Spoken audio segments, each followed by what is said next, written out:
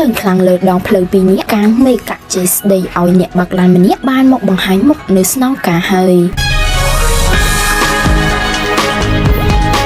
ក្រុមដើរតួជាអង្គរៈដែលធ្វើឲ្យមានការភ័យខ្លាចដល់អ្នកដែលធ្វើដំណើរតាមដងផ្លូវសាធារណៈដែលល្បីនៅក្នុងបណ្ដាញសង្គមបានមកដល់ស្នងការនគរបាលរាជធានីហើយនេះបើតាម page Facebook ឧត្តមសេនីយ៍ឯកជួនណារិនអគ្គស្នងការរងនិងជាស្នងការនគរបាលរាជធានីភ្នំពេញនៅព្រឹកថ្ងៃទី26 ខែវិច្ឆិកានេះឧត្តមសេនីយ៍ឯកជួនណារិនដែលចាត់វិធានការបានលឿនរហ័សដាក់បញ្ជាឲ្យជំនាញកោះហៅសួរនាំក្រុមអង្គរៈដែលបានបើកម៉ូតូកាក់ចេស្ដីឲ្យអ្នកបាក់ឡានម្នាក់ដែលបើកនៅពីក្រោយមេរបស់ពួកគេទង្វើតាមដងផ្លូវសាធារណៈនេះបានធ្វើឲ្យសាធារណជនមិនអាចទទួលយកបានឡើយឧត្តមសេនីយ៍ឯកជួនណារិនបានគូសបញ្ជាក់បន្ថែមថាបើនៅមានបែបនេះទៀតសូមបញ្ឈប់ជាបន្ទាន់ខ្ញុំមិនអនុញ្ញាតឲ្យមានបែបនេះនៅក្នុងសង្គមដែលប្រជាជនយើងស្អប់ខ្ពើមនោះទេ